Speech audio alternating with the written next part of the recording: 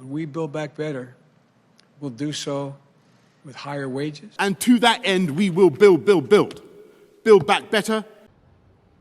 Build back better. 3 words, a bit of alliteration. It's what you want in a political slogan. And it's the slogan of Boris Johnson in the UK, recovering from the pandemic.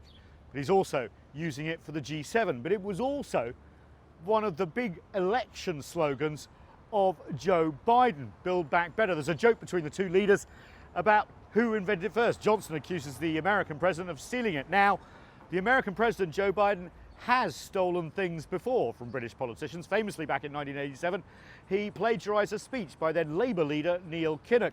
His presidential campaign ended soon afterwards. Now, the two leaders, of course, can have a joke about it in Cornwall, but there's a serious message behind it. It is essentially for a left-wing politician like Joe Biden and a right-wing one like Boris Johnson. Why use the same phrase?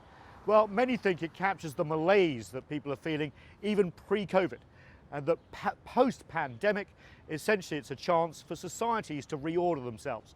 Are we talking about higher taxes, for example, on the rich, helping out people when it comes to childcare, levelling up in the UK in normal industrial areas that would have voted left-wing are now voting right-wing because of some of the policies they're putting in place. Essentially, the future is up for grabs.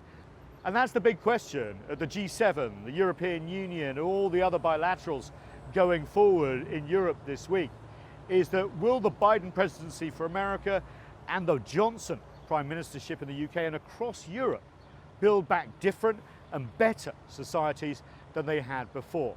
The chances of change may be slim, but there's a lot of pressure to do so. Nathan King, CGTN, Washington.